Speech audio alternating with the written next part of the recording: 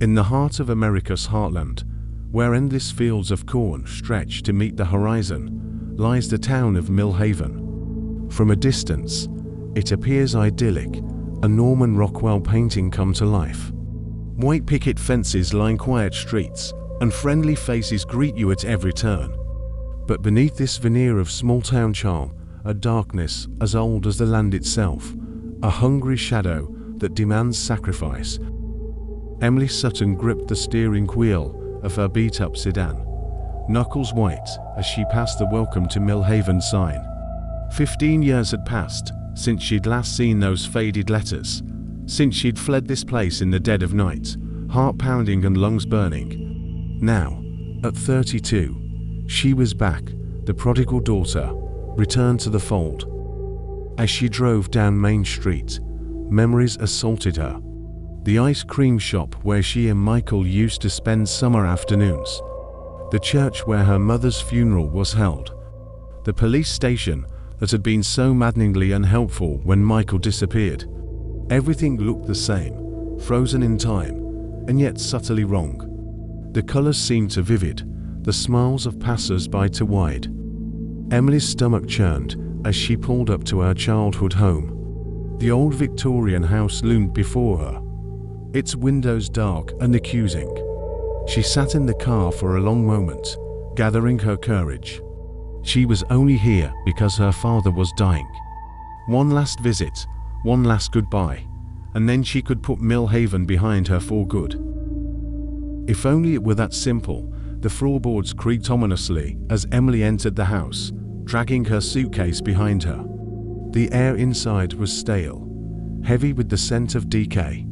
Family photos lined the walls, their eyes seeming to follow her as she made her way upstairs. In her old bedroom, nothing had been touched. Posters of long-forgotten boy bands still adorned the walls. A layer of dust covered everything. Emily's hand trembled as she reached for a framed photo on the nightstand. Two smiling teenagers gazed back at her, herself and Michael, arms thrown around each other, the cornfields stretching endlessly behind them. She remembered that day with painful clarity. It was the last normal day, before everything went to hell. A sudden crash from downstairs made Emily jump, the photo slipping from her grasp and shattering on the floor. Heart racing, she crept to the top of the stairs, straining to listen. Nothing but silence greeted her.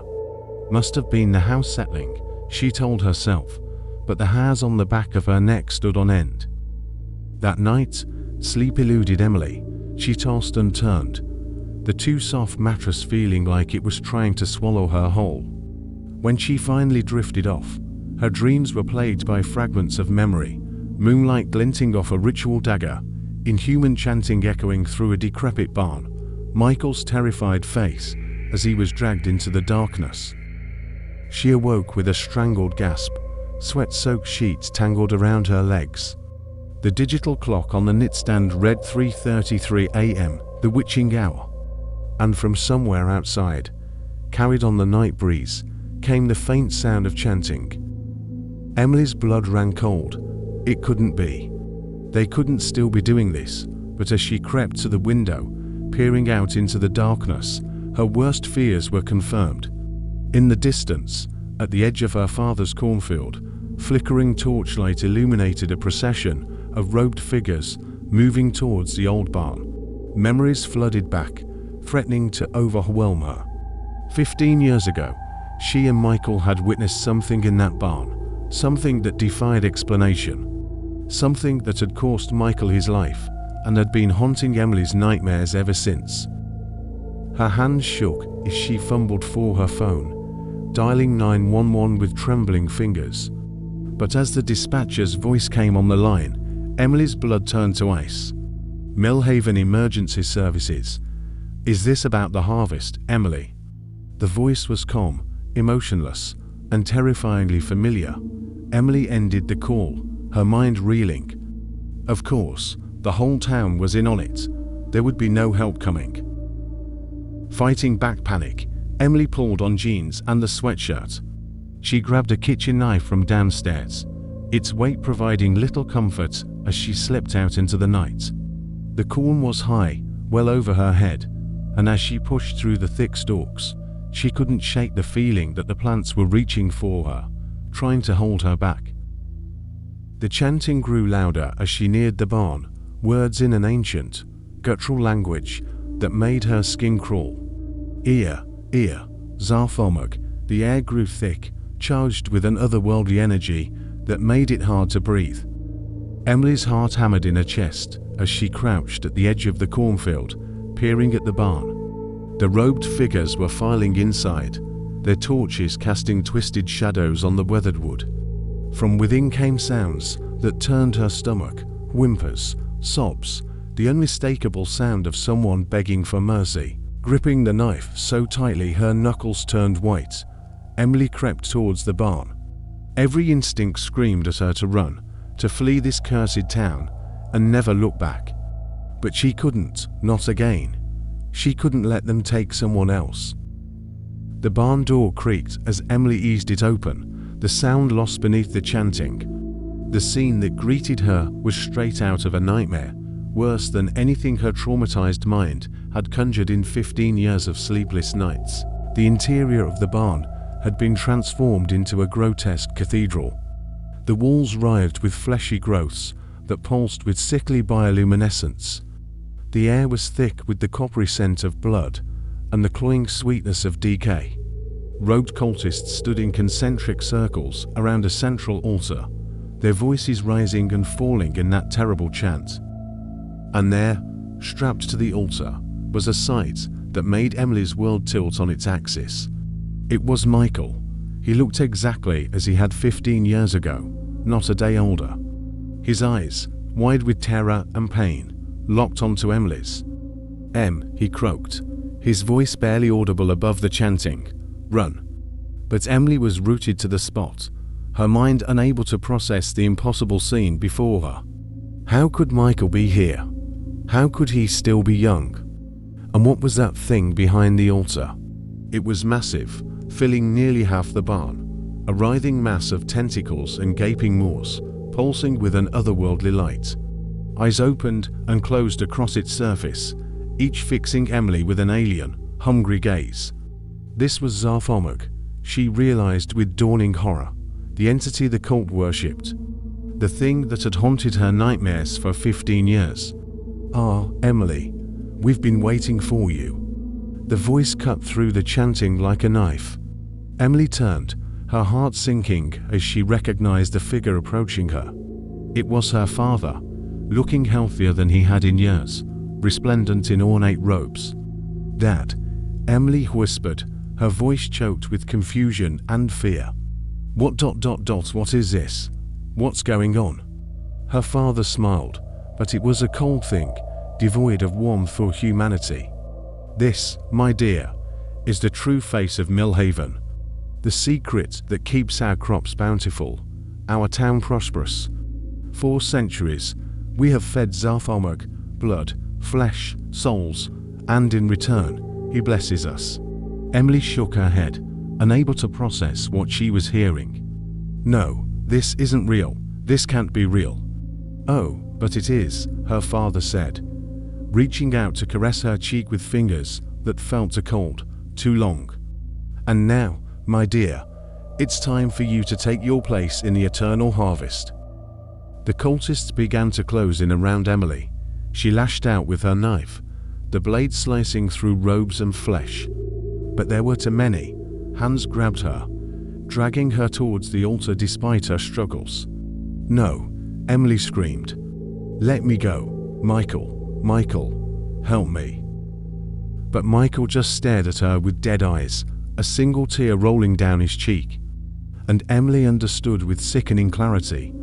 Michael hadn't been saved that night 15 years ago. He had been taken, transformed into something no longer fully human, a living anchor for the otherworldly horror that squirmed and pulsed behind the altar. As Emily was forced onto the altar beside Michael, her father loomed over her, a ritual dagger in his hand. The blade seemed to drink in the light, its edge impossibly sharp. Don't worry, he said softly, almost tenderly. Your sacrifice will ensure bountiful harvests for generations to come. You should be proud, Emily. You're fulfilling a destiny centuries in the making."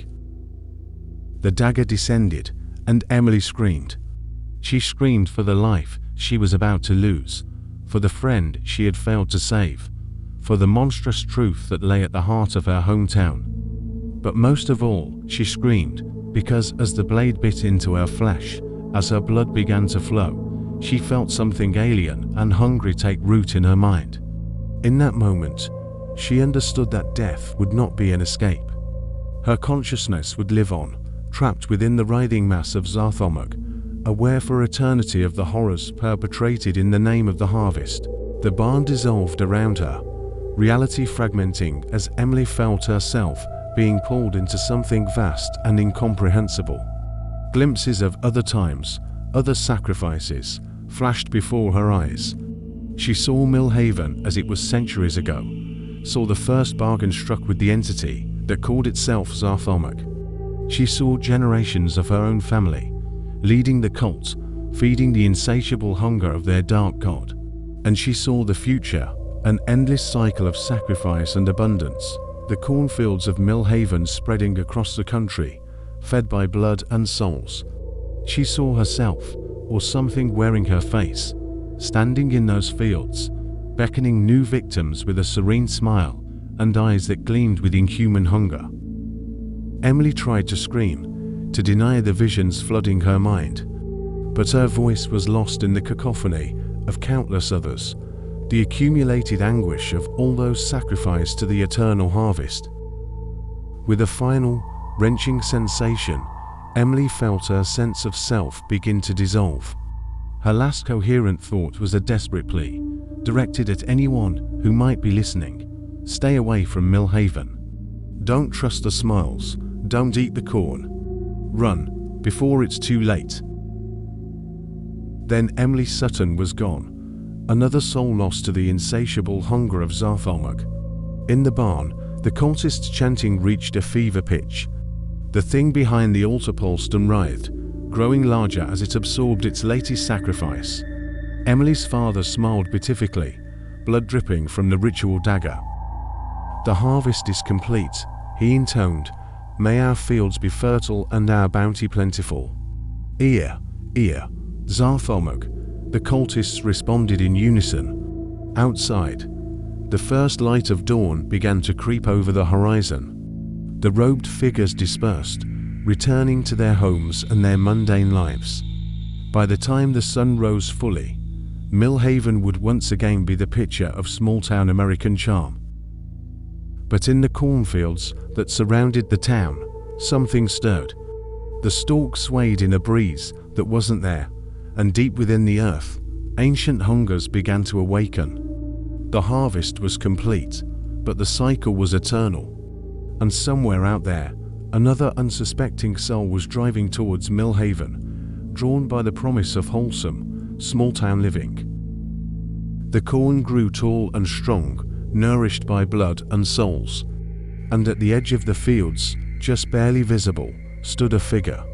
She looked like Emily Sutton, but her eyes were black and empty, and her smile was just a little too wide. "Welcome to Millhaven," she whispered to the wind. "We've been waiting for you."